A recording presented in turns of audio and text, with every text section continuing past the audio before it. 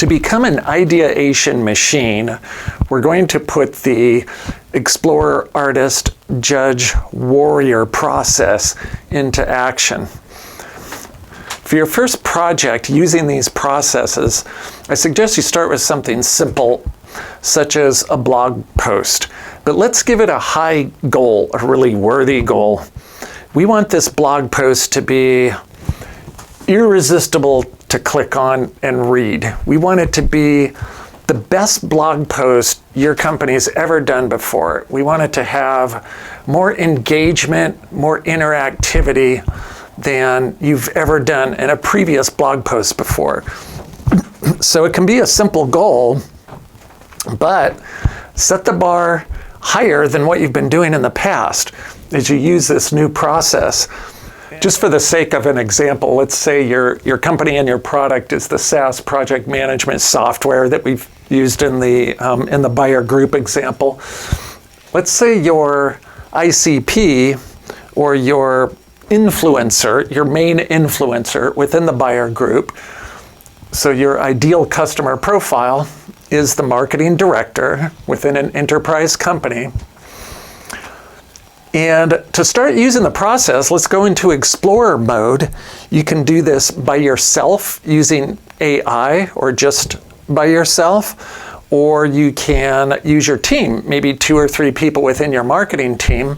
If you're all working remotely, you can go into something like ClickUp or Notion or Figma so that you can start to create idea bubbles and build off of each other's ideas. If you're using AI, I would say definitely use AI within the world of marketing. It is an incredible tool, a very powerful tool, but use it as a tool, not as a crutch. That means take the time to work this out in your notebook and do the process, do the critical thinking and do the strategic thinking and the exploration. This is what gives you superior results up and beyond what your competition is doing, which is just putting a prompt into AI and then waiting for the fastest answer that it thinks is good enough and running with that. So we're getting a lot of mediocre marketing that's happening right now in the B2B marketing space with AI. There's a lot in the visual art that's created as well as the messaging.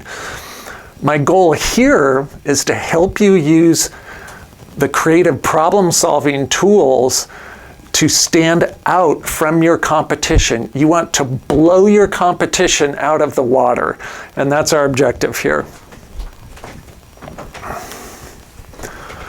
As you do the creative process in the Explorer mode, then you can start to meld and merge into the artist mode and start asking some what-if questions. You want to know, what does your ICP care about?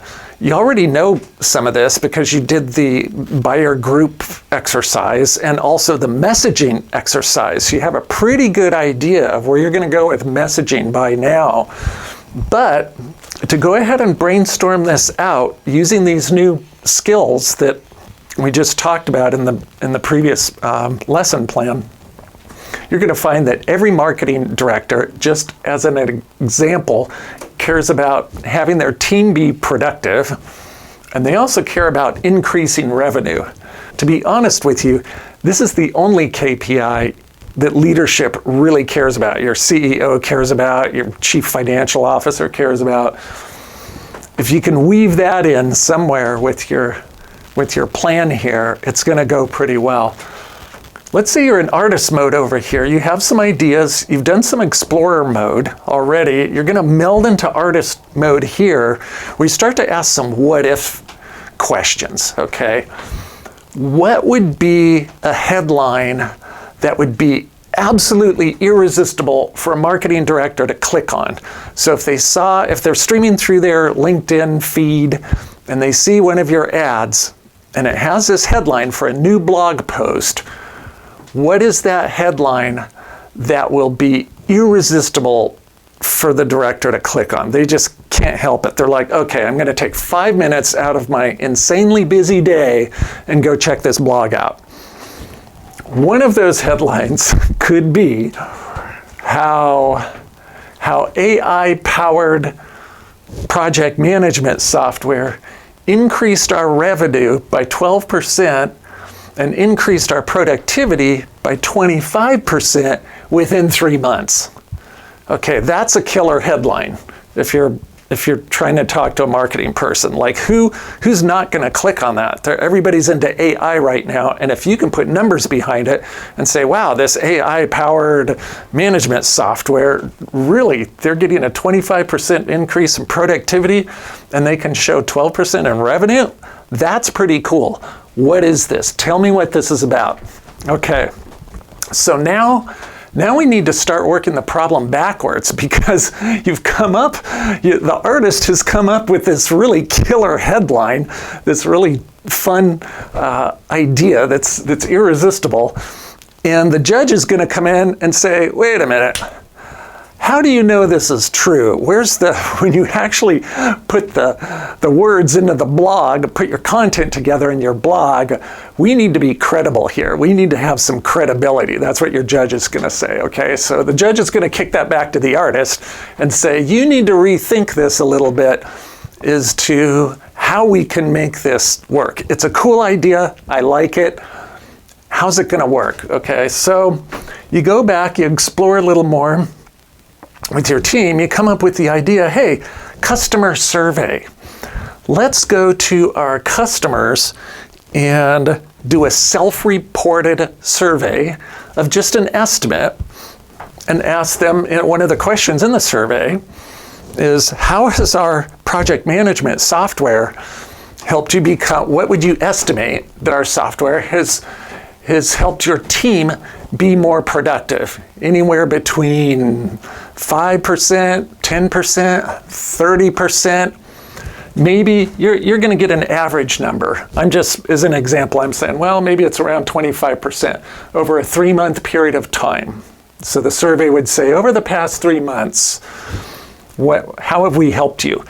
And then to say, well, given that 25% increase in marketing productivity for your marketing team over here, how much additional revenue do you think you've generated because of that increased productivity? Because that increased productivity has accelerated time to market, and it has probably reduced the need for how many people you need on the marketing team, because you're using AI-powered help with your project planning. Maybe you don't need to hire a project manager, okay? That's a huge overhead expense for the company. And to subtract that out, you've definitely got your 25% more productive here, or close to it, okay, if you do not have to hire an additional employee if you have a 4-person marketing team, right? Okay, so I would do a customer survey, get some questions out there, get some numbers out there. This can be self-reported, that's legitimate. You can put in the blog, in the footnote of the blog, these are self-reported numbers out of whatever it is, 100 of our customers that were surveyed, what they reported back to us, this is what we found. So now that makes it real. So now you really can run with this and have your irresistible headline. Your judge is going to look at that and say, wow, okay, self-reported. You're going to reveal to your prospects how you acquired this information and came up with this amazing headline. Okay, it's legit. It passes the legal department. This is good. Let's run with it. Now, out of this whole process here of generating different idea options and exploring different ideas through your process by yourself or with your team, once you develop this survey, this is going to give birth to a whole other block of ideas that are workable. To squeeze all the marketing juice out of your survey, you might get an infographic out of that.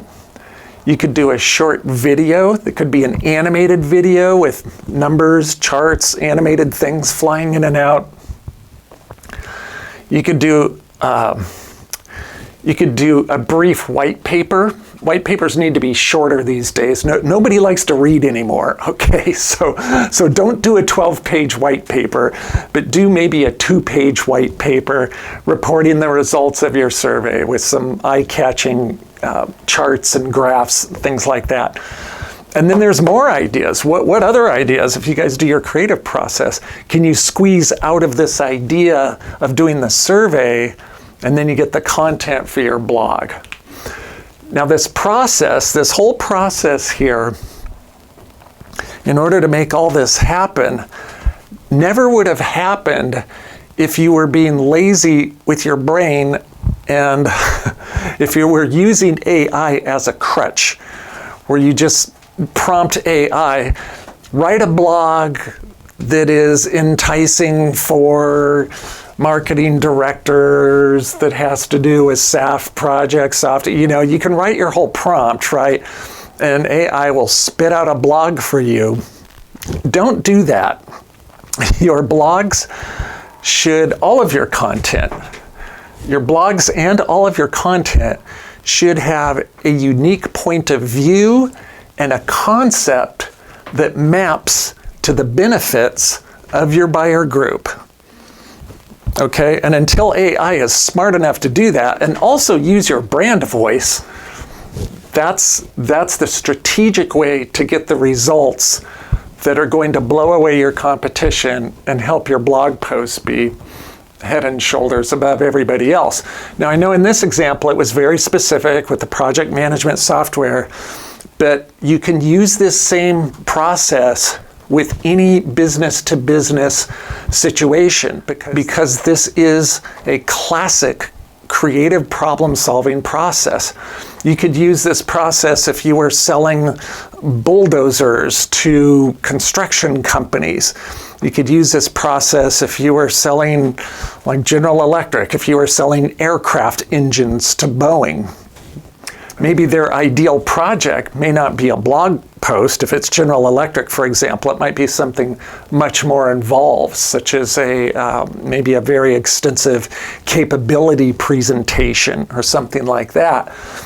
But if you use the idea generation, the exploration process, and go back and forth with that, you're going to have residual benefits that you cannot predict.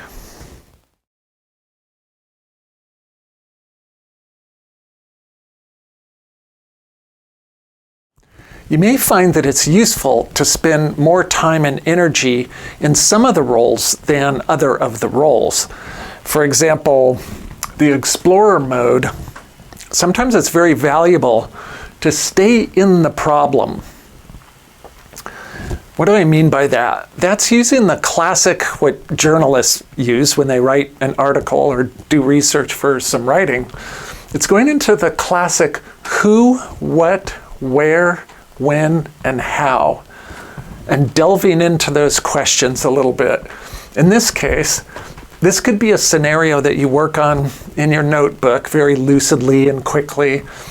You'll remember that in the Buyer Group Dynamics module, we talked about the ICP, your ideal customer profile, the persona who's one of the influencers within your buyer group, to just cover a little bit of that ground, but then to dig into it a little deeper in using the creative problem-solving process.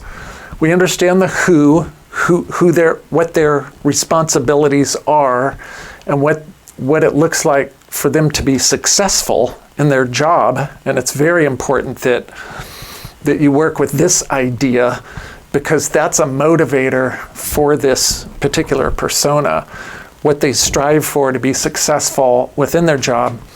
Also, the where, physically where you can find them. These are just these little dots here with these lines, by the way. These are bullet points that represent text, as an example. So for events, you might find them at once a year events or monthly events or whatever. We already talked about this before, where you can find them online, what newsletters they subscribe to, what blogs do they go to, that type of thing. And then kind of a new one to think about is where, under the where category, where this person would go for help or skill building. Even executives have leadership organizations that they belong to help them with their higher level skills. And then middle managers certainly have webinars and blogs, newsletters that they subscribe to for building skills. So at all levels, where do people go for help? And that's an interesting question to probe into here, because that might give you some insights as to the type of content you could develop as a marketer to help within these environments. Another one here is, how do they do so when you dig into the how do they do their job? Do they supervise teams of people or a few people? What do those people do? What are the resources that they use to do their job? What are the digital resources as well as maybe physical resources if you're in manufacturing, for example? And this is a new one, and this is a big one here. So this is why I wanted to talk about this on this board here, is the when. And there are new AI tools available that will go into LinkedIn, for example, and give you indicators, which are possible, what you would call a heat map or heat indicators of when it's a good time to design a campaign for a particular prospect.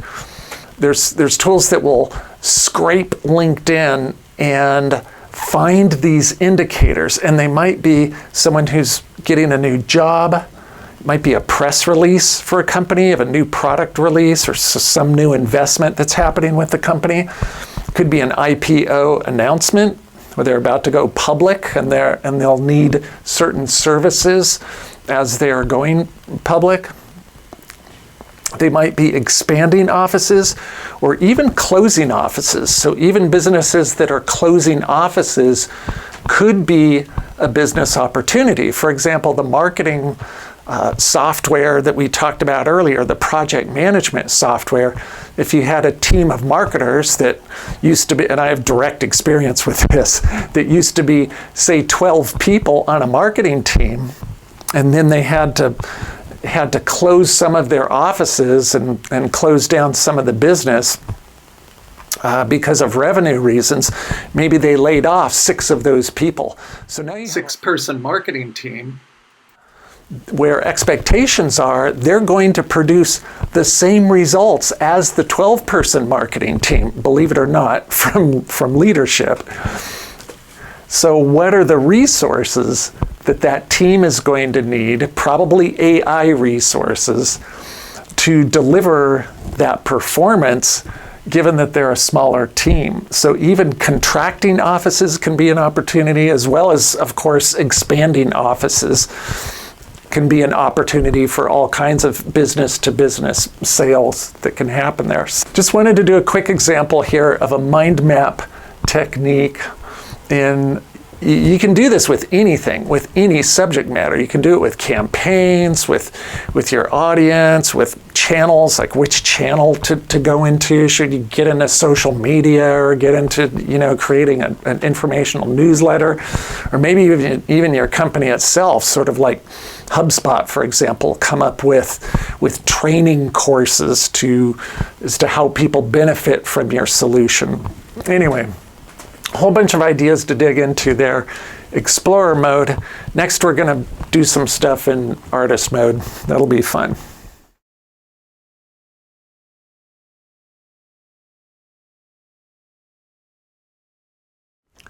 One more example of staying within a particular mode for a little while and working that mode of artist, explorer, judge, warrior might be To go into artist mode, and I'm hoping you can do these types of little scribbles and sketches in your notebook after all the inspiration I gave you with Leonardo da Vinci and the other sketch artists in the previous lesson there. Here's just 4 really quick ideas that I scribbled out that took me less than right around 10 minutes or so just to work really fast and fluid. We already did the explorer work of knowing what our verbal messaging is going to be for this particular example. With our example headline, it's something like AI-powered management SaaS delivers 25% increase with productivity, 12% increase with revenue. So in working out some visual ideas for a campaign around this, because you want to have a visual banner for your blog, but use that same banner, that same artwork in your promotional email, your nurture email that goes out to your list to promote the blog, and possibly on a LinkedIn ad also to promote the blog, and have consistent graphics, a consistent campaign graphic to use throughout those different channels. First, I'm thinking, okay, revenue and productivity, have a chart, arrows. These could be really bright colors to show this and make it a little more captivating than it is right now. This is my first idea, but quite honestly, my judge came in and said, well, that's kind of lame. Let's keep going. So my next idea here is to maybe do a typographic solution. We talk about focus on the 3-month time period with these kind of results. Maybe there's the 25% and 12% or bullet points, and this could be typography that uses a very chunky, bold type with maybe bold colors and whatnot, depending on your brand voice, your brand guidelines, and what's appropriate for that. Another idea, moving right along over here, is to have a shot of a single person who's happy. Their portrait shot of a professional person, very very common in B2B stock photography, etc. But a simple bold headline of more revenue, less stress, happy person. Very simple, very direct. Again, colors and typography from some professional graphic design work could really help this to make it punchy and give it some spark. This last concept, my judge likes the best out of all of these. Small team, big results. Have a team of maybe 3 happy people, like they're in a professional team here, and have maybe a graphic of a chart underneath the headline of small team, big results, that just show you the arrow, going up. Everybody likes to see an arrow going up, unless it has to do with expenses, of course. But anyway, so this was another concept. What would make this more simple and more impactful in smaller sizes would be to simply take the chart out here and just have the people and the headline and let those work with each other. So just another example of staying in artist mode for a while, scribbling out some loose ideas, what it looks like, how it works. Go ahead and practice this. Do it a lot. Nobody's really good at this the first time you start developing these types of ideas and working in this way. It's just, you just have to do it and keep doing it over and over and over again. Pretty soon you don't even think about what phase you're in, whether you're in the artist phase, the judge phase. You'll probably go back and forth between those pretty quickly. Just don't let the judge kill artist concepts that could be good for a later promotion or a different kind of idea. Anyway, this is just another example of staying in artist mode, working up concepts fast and loose, what it looks like, how it works. I hope you practice this consistently and with other types of problems. These could be sketches for a process that you want to do. It could be sketches for product development ideas. It could be sketches for organization, org chart type of structure. Artist mode can be useful for just about any type of problem that you want to solve.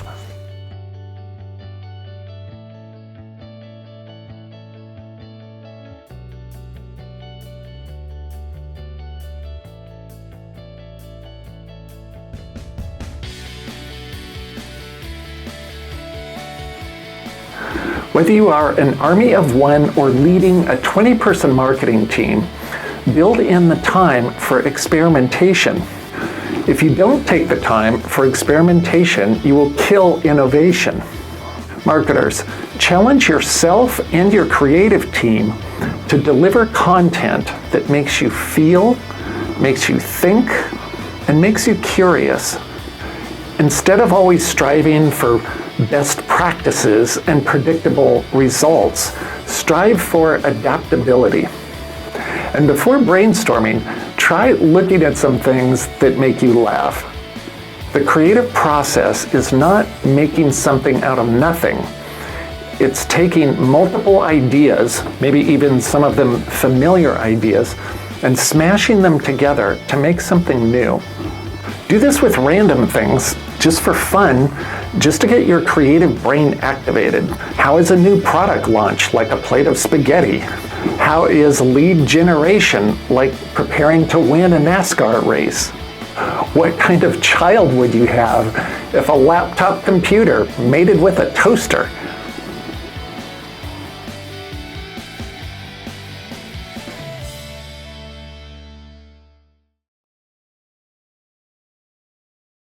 In taking the time to contemplate, sit in the problem and analyze it. The emphasis these days always seems to be on urgency and speed, but rushing does not equal long-term results. So don't sacrifice intention with urgency. For content, don't be tempted to grab some AI-generated template and imagery without first defining the problem clearly and developing some concepts using the explorer and artist modes. Don't start with solutions, start with questions. What assumptions are we making? Ask yourself what assumptions your team and you are making. And ask what-if scenarios. Definitely talk to your sales team. What's the hardest part of them making a sale? What has marketing done in the past that is helpful? And what sales enablement materials has marketing produced in the past that just didn't work out, that were a waste of time? In drilling into the essence of key benefits, answer your buyer group question. How does this help me? Either solve a pain point or present an opportunity. Brainstorm some image and headline text ideas, ask a lot of what-if scenarios, and move quickly and fluidly. Get a lot of ideas per your brainstorm session. Go take a break, come back to it later. You can do multiple sessions. Ask yourself, if you were in your prospect's position, what feeling are you selling? Is it peace of mind, more control, confidence? And step away from the cerebral and the logical. Don't sell like an engineer with a list of features. Ask and answer what these features do for you. As I've mentioned before, in exploring imagery, it's great to use websites such as Envato, where there's a lot of different types of imagery, like video, illustration, photography, that type of thing. And also iStock and other websites for that. You can also use Gen AI to explore and execute your final concepts. Really great programs out there right now with Midjourney, Ideogram AI, Envato has the AI generator, Gemini AI, etc. This is one case where you can really learn from the consumer side of marketing. So look at their campaigns, look at their advertising, look at product packaging. Even though you may hire an outside graphic designer or agency or have an in-house graphic designer, they're going to come up with a lot of their ideas for visuals as well. But it's still a good idea to explore visuals that you think support and illustrate your messaging from your messaging matrix. And you can hand off those concepts to your professional design team so that they clearly understand the types of messaging that you want to illustrate, the feeling combined with the benefits.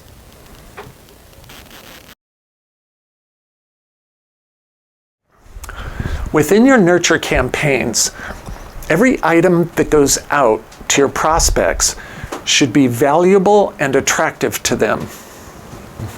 Define for yourself what is valuable to your prospects. It could be information, useful ideas, a graphical chart that explains data, even humor, such as an industry meme, can all nurture the engagement and build brand affinity at the same time. Your messaging needs to map to the buyer group.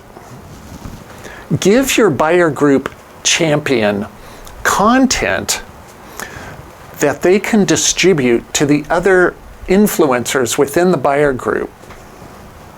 And make sure your messaging maps to your persona's concerns and what they need to be successful at their job. The best and most memorable campaigns are going to be bold and simple. They have minimal cognitive demand, which is mental friction. Your prospects are simply not going to take the time to study or decipher your ad, your email, whatever it is you're sending out. You need to deliver that messaging and imagery to them that is simple, bold, and has impact.